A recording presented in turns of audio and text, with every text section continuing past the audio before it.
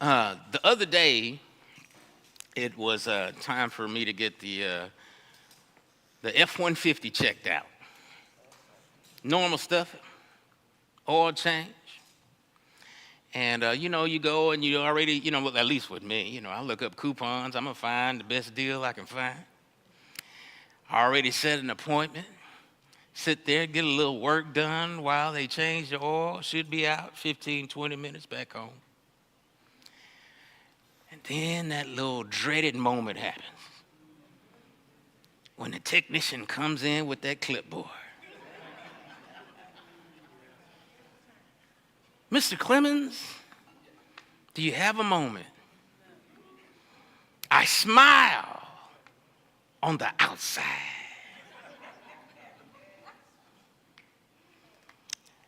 I dread on the inside. Because here's what I know what's coming. A list of all the stuff that's wrong. And what comes with that list is stuff that I don't want to pay to make right. But here's the good thing about that and how I have to try to change my perspective. Ignoring something broken won't fix it. And what better place to find out if something is broken than in the place and with the people who can fix it. And that's where we are in the gospel as it comes in the book of Romans. Last week, we talked about Paul and how he was unashamed of the gospel. It is the power of God to save everybody who believes, the Jew first, then to the Greek. For in it, the righteousness of God is revealed from faith for faith, just as it is written, the righteous shall live by faith. He's unashamed of the gospel. But we're going to see today as we move into the next part of chapter 1, he starts to talk about things that are broken. And so I want to encourage you to have a different attitude as we go into this part of good news, right? Today we're going to talk about when God lets go. And if you have a Bible, I want you to go to Romans chapter 1. We're going to be looking at verses 18 through 32. As always, there are notes online on our website, thewayoflifechurch.com. On the home screen, if you scroll down, you'll see sermon notes. Not only is there fill-ins, there's questions, there's terms, there's ways to encourage you, not just to read the word, but to walk in the word and walk because of the word. And so I want to encourage you, wherever you are, if you're online, to utilize those resources. Here's what Paul says, starting at verse 18. For the wrath of God is revealed from heaven against all the ungodliness and unrighteousness of men who by their unrighteousness suppress the truth. For what can be known about God is plain to them because God has shown it to them. For his invisible attributes, namely his eternal power and divine nature, have been clearly perceived ever since the creation of the world in the things that have been made, so they are without excuse. For although they knew God, they did not honor him as God, or give thanks to him, but they became futile in their thinking, and their foolish hearts were darkened. Claiming to be wise, they became fools, and exchanged the glory of the immortal God for images resembling mortal man and birds and animals and creeping things. Therefore, God gave them up in the lusts of their hearts to impurity, to the dishonoring of their bodies among themselves, because they exchanged the truth about God for a lie and worshiped and served the creature rather than the Creator, who is blessed forever. Amen. For this reason, God gave them up to dishonorable passions. For the women exchanged natural relations for those that are contrary to nature. And the men likewise gave up natural relations with women and were consumed with passion for one another, men committing shameless acts with men and receiving in themselves the due penalty for their error. And since they did not see fit To acknowledge God, God gave them up to a debased mind to do what ought not to be done. They were filled with all manner of unrighteousness, evil, covetousness, malice. They are full of envy, murder, strife, deceit, maliciousness. They are gossips, slanderers, haters of God, insolent, haughty, boastful, inventors of evil, disobedient to parents, foolish, faithless, heartless, ruthless. Though they know God's righteous decree that those who practice such things deserve to die, they not only do them, but give approval to those who practice them. Yeah. Got to take a breath from that. Paul is starting to talk about something that governs the rest of this chapter, and it's captured in verse 18, right? He says, "For the wrath of God is revealed from heaven against all ungodliness and unrighteousness of men who by their unrighteousness suppress the truth." Why does he go there, right? We just started by him talking about his confidence in the gospel, the good news, for what it can do. It is God's power to save. Or why he makes this transition is to support what he just said. It is God's power to save, so why in the world does anybody need saving? It's because of verse 18. I want you to pay attention to what it says, right? It talked about truth. God's wrath is against the ungodliness of men who suppress the truth in their unrighteousness. Well, that begs the question, what truth? And he answers the truth. The truth is what can be known about God. God is made plain. Well, what things about God? Is it that we need to understand, or God has revealed or made known that the truth is God is triune? Has he named Jesus in the hearts of whoever these people are? No, the verse actually answers the question. What he means by the truth about God, verse 20, for his invisible attributes. What attributes? His eternal power and divine nature. What does Paul say? Paul is saying that there is a truth about God. Not everything about him, but enough about him. That he is capable, that he is powerful, that he is personal, that he is good. And so, but the question would be, well, how do they know those things about God? Did God send a prophet to whoever these people are, to them? Do they have the Bible? And he says they don't have to have the Bible. They have a sunset and a sunrise. They have a cool breeze and they have storms. They have green grass. They have butterflies. They have earthquakes.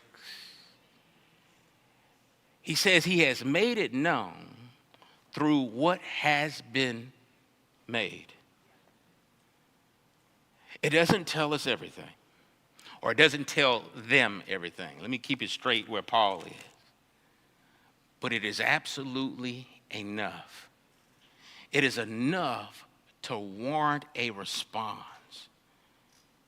And people will think, well, you know what? What if somebody missed it?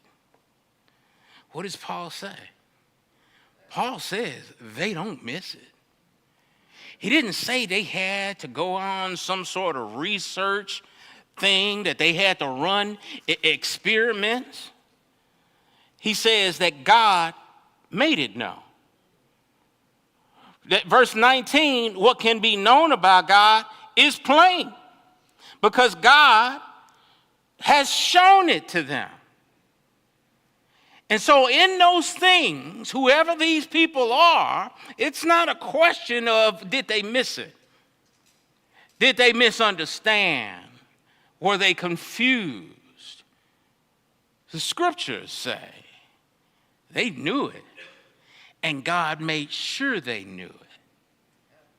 And as a result, they have no excuse.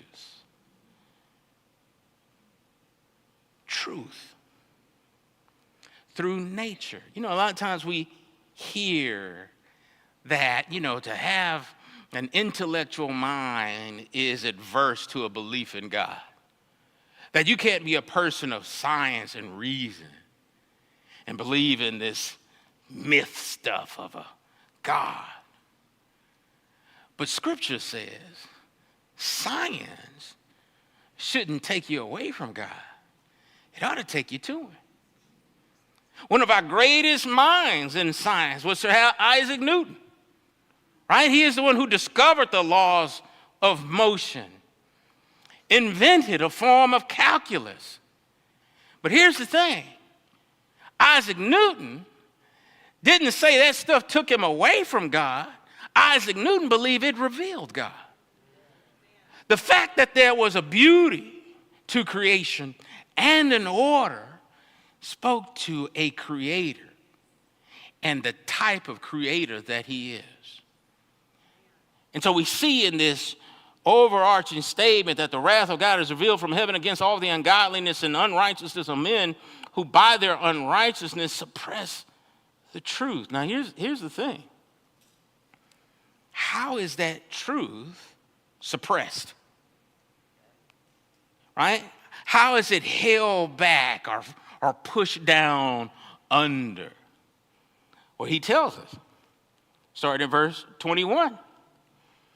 For although they knew God, they did not honor him as God or give thanks to him.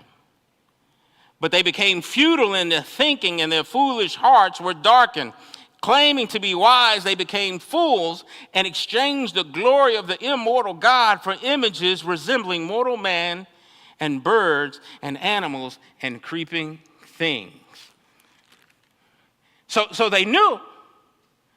And they knew God wasn't just some force or some feeling. They knew enough about God to know that he deserves honor, that he deserves to be worshiped. They knew that it wasn't impersonal, that the acts of God were moral and beneficial. Because it says they didn't honor him or give thanks. You don't give thanks to just energy. You don't give thanks for something that just happened, right? If the earth's just rotating on its axis independent of nothing, you don't give thanks to the earth for rotating, for the sun being there and having just enough gravity for us not to fall in or fall away. But you give thanks to a person who has chosen to do something to your benefit. And the text says, instead of honoring and instead of giving thanks, they make an exchange. Instead of giving thanks to the Creator, they apply it to the creature. I have a good friend that worked at a computer company in Texas. I emphasize Texas because you could guess the company that made computers in Texas. And he was a technician. He basically would put computer boards together, solder the chips on the boards. And there was an engineer working on a project, trying to do something new with the chips. And my friend, who's a technician, he's not an engineer. He doesn't have the degree, the education of this person. Noticed that they had a problem in how they were testing the new chip. And he made a recommendation of making a change so that the test could work. Guess what? They took the recommendation. The test worked. And they were able to create this new chip that hadn't been created before. And this company in Texas that made instruments had a custom of if a person had a patent, they would create a placard and display it in the building. And so they would have the patent number and the person responsible for that patent. And they would celebrate him. He would get accolades. He or she would get accolades. And it was funny because this person, the engineer, had his name on the wall. And he got all the credits and all of the accolades and all of the honor, but none of that would have happened if it had not been for the technician. And guess whose name wasn't on the placard? You see, that placard isn't against the truth, it suppresses the truth. In other words, it's not that it's completely false, it just didn't give you the whole story. And anytime we apply worship to something other than God, there can be a reason to worship, but the whole story is suppressed in us worshiping the wrong thing. And so there's a suppression of truth. We only got the door a little bit open onto what the reality is when we misapply worship.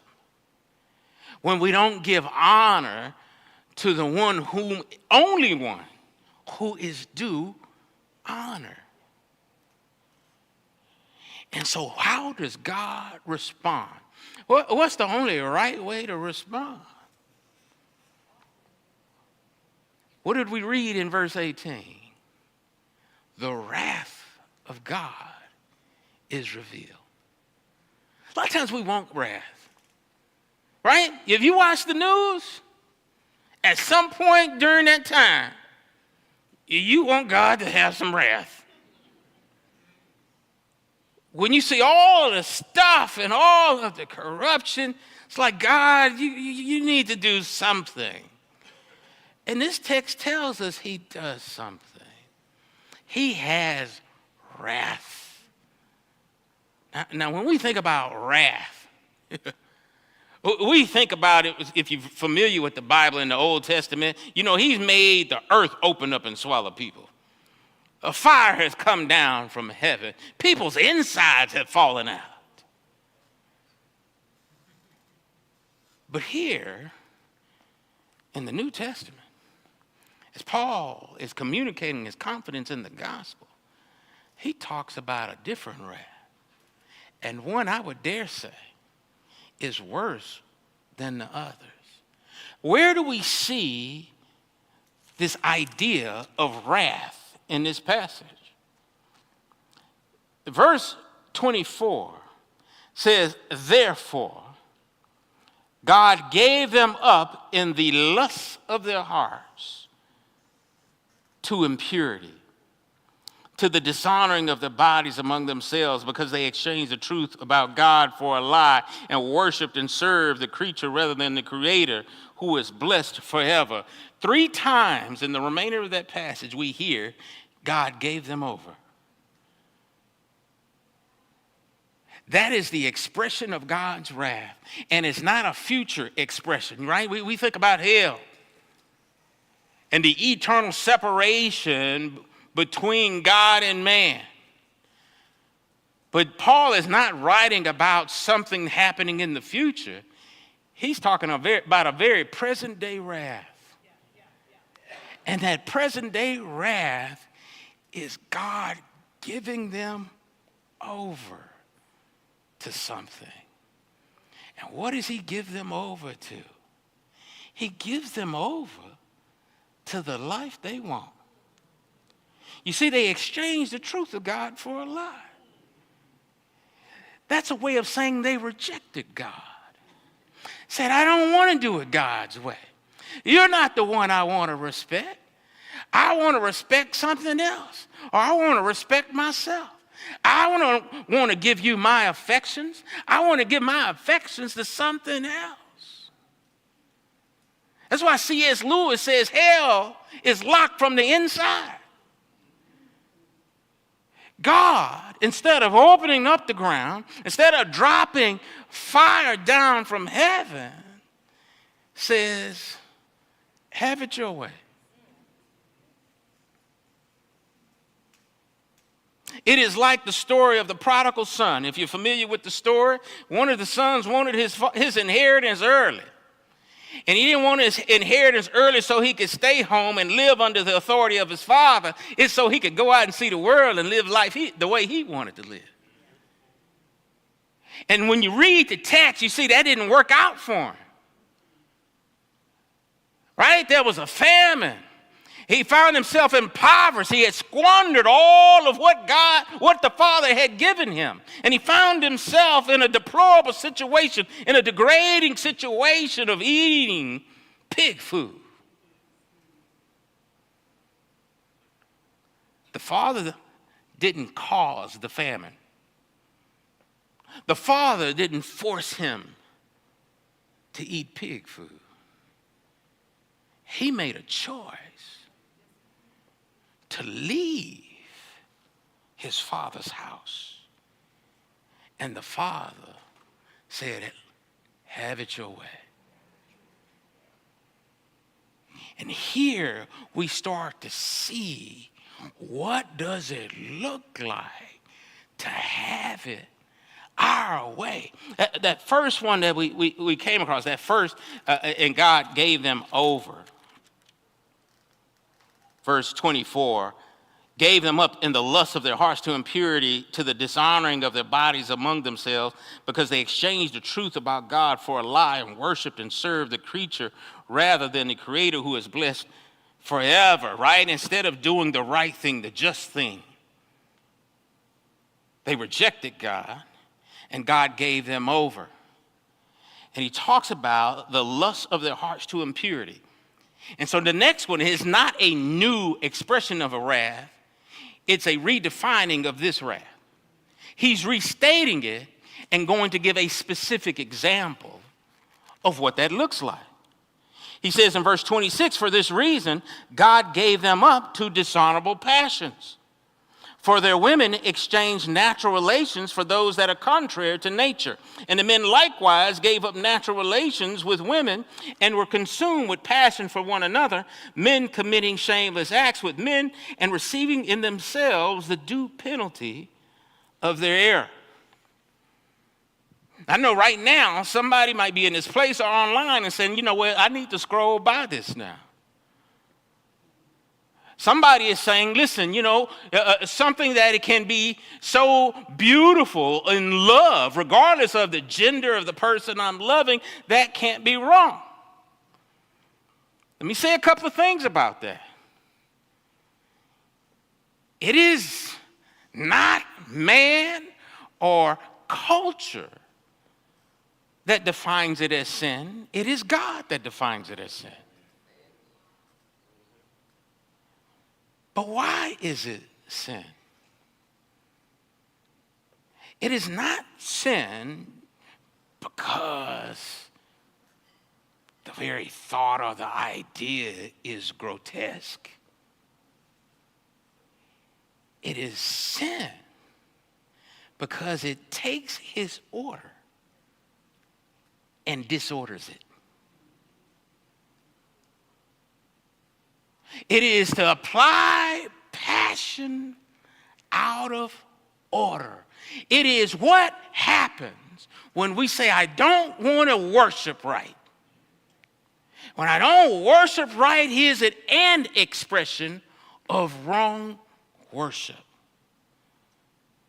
Because I don't honor, I want y'all to pick up on the parallel statement. Because they didn't honor God, they're giving over to acts that dishonor their bodies.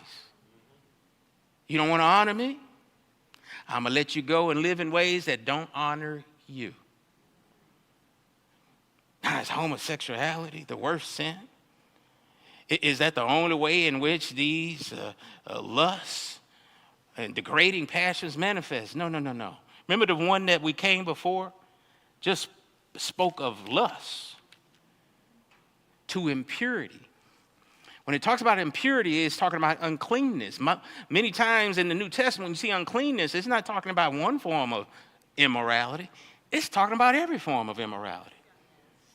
And so why did Paul pick the homosexuality? If it could be anything, if it could be any type of engagement or sex outside of marriage, if it can just be lust in my heart, how come he picked on homosexuality? One, he's writing primarily to Jewish leaders in the church.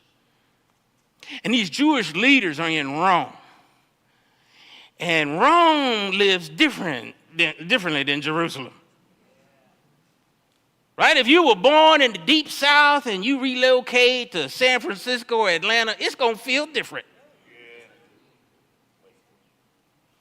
And so his audience can easily say, you know what? Yeah, people are living out of order. But it's also a way to easily see something out of order. Here's what I mean by that. Anatomy lets you know that there was a design in how life would procreate.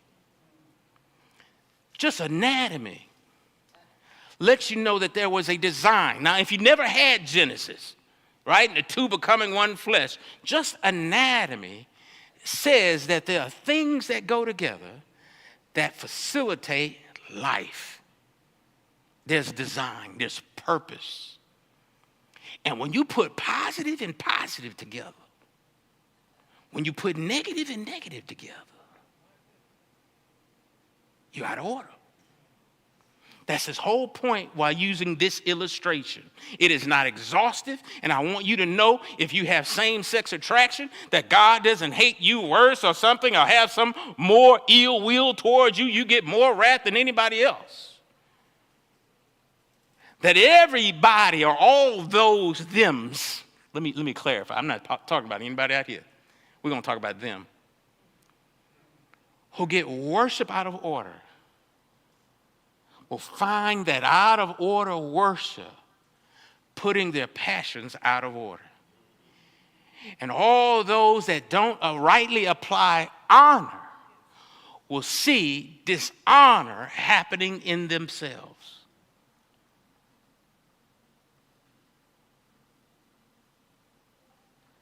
Man, that sure seems like that's the thing we focus on in the church. How many people who have same-sex attraction have thought that the good news wasn't for them? A desire that they felt they had since birth almost. But all they see and hear is the condemnation from those who follow a God of love. If that sin stands out to you and is especially repulsive to you, don't stop reading.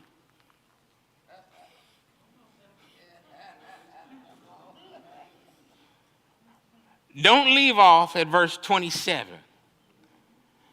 Because the lifestyle that is out of order is how the wrath is being revealed, but it's not the only way. Verse 28 says, and since they, it's the same they. It's not a different they. Since they did not see fit to acknowledge God, God gave them up to a debased mind to do what ought not to be done. They were filled with all manner of unrighteousness, evil, covetousness, malice. They are full of envy, murder, strife, deceit, maliciousness. They are gossips, slanderers, haters of God, insolent, haughty, boastful, inventors of evil, disobedient to parents, foolish, faithless, heartless, ruthless. So if you want to point your finger, look at the way they're dressed. They're just so wrong. Look at how they act. They're just so wrong. Let us ask your parents, were you ever disobedient? If you ever shared a text message of some juicy gossip, that's not a picture of you being right. It is evidence of God's wrath against your unrighteousness, because you just as out of order.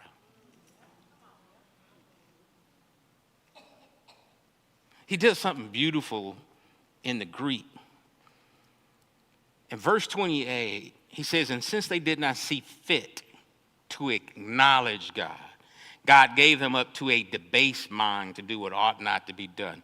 The word translated, see fit, it's the Greek word dokimazo, to test or approve, to see fit. And we have acknowledge, which means to put into mind.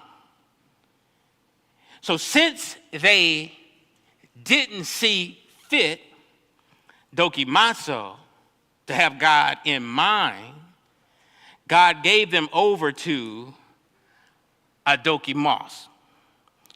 Dokimazo, a dokimas. It's almost the same word. What's the difference? There's an A in front of the second word. What's the big deal about the A? The A is a prefix that negates what comes after it.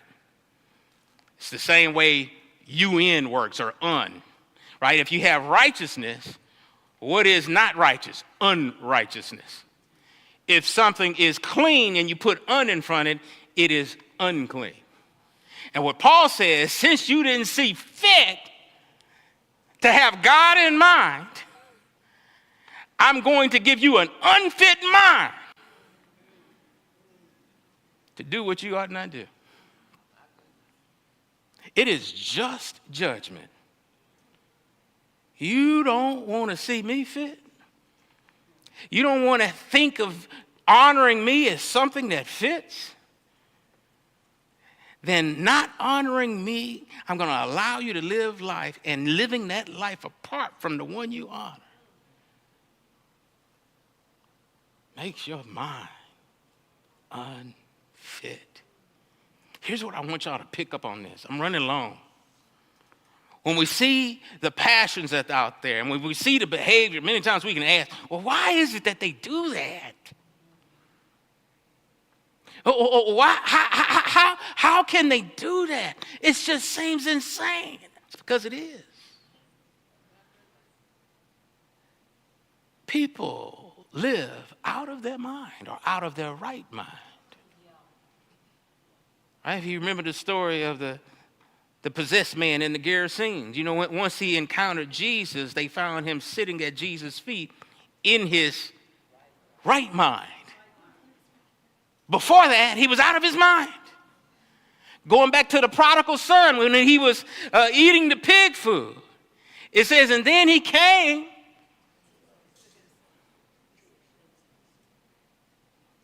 The mind. The mind wasn't changed about the food. The mind was the realization where I should have been and the relationship that I should have with the Father. And so when people are passionate about the wrong things and they're making choices about the wrong things, the wrath isn't directly applied to all these things in this list. The things in the list are the fruit of sin, not the root of sin. The problem is wrong worship. What happens when I get worship out of order? I desire the wrong things. When I don't have worship in the right order, in the right place, I choose to do the wrong things. And the mind, because it's twisted, and recognizing truth will justify the lie. Y'all remember reading at the very end? They know doing such things deserve death. That there is a moral God, and this shouldn't be allowed to exist on his planet. But not only do they do them, they hardly approve of those who do them as well. We make excuses to do what we want to do. Well, what happened was, and that's the fight that you see. It might come online as a result of this sermon. That is the fight that we have internally. Oh, I know it's wrong, but God.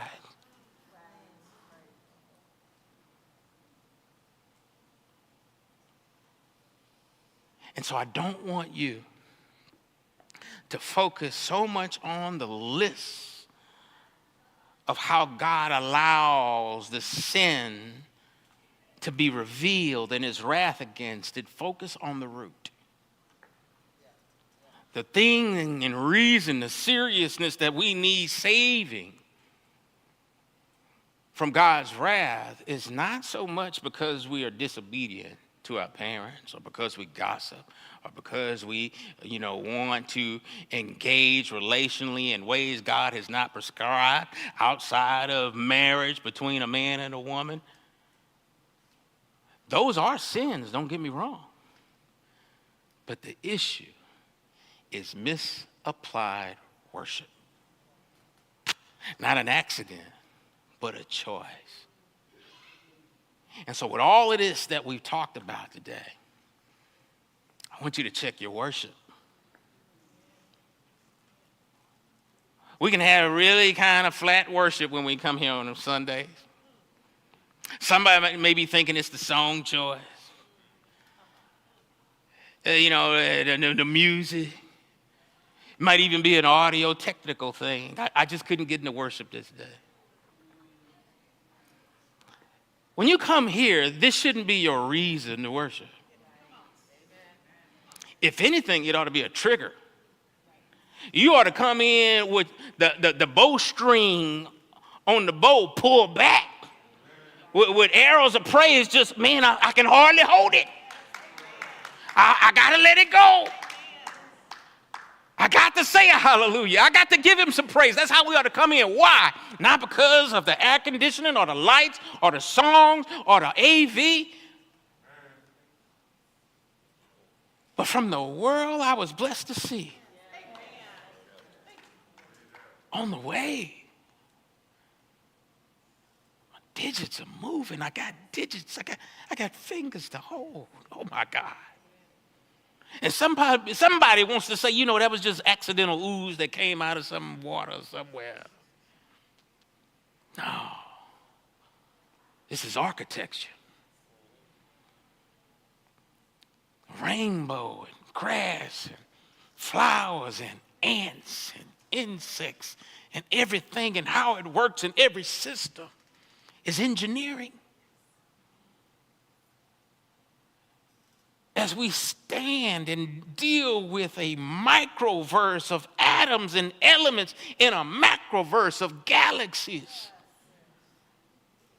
Oh, and with all of that, the one who made all that, designed all that, knows I have 4 hairs less than I had yesterday.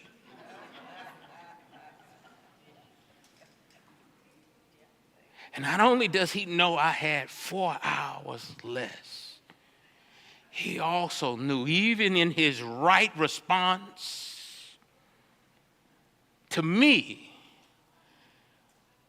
when I had worship out of order, came up with a cure to make me right. Paul says, I'm unashamed of the gospel, because it is the power of God to save everyone who believes, for the Jew first, then to the Greek, for in it the righteousness of God is revealed from faith for faith. What I want to tell all my disobedient to parent people, to all my gossipers and slanderers, to those who sin same sex and those who sin with different sex. To those who sin without sex. I'm not ashamed of the gospel. Because it is the power to save not just gossipers,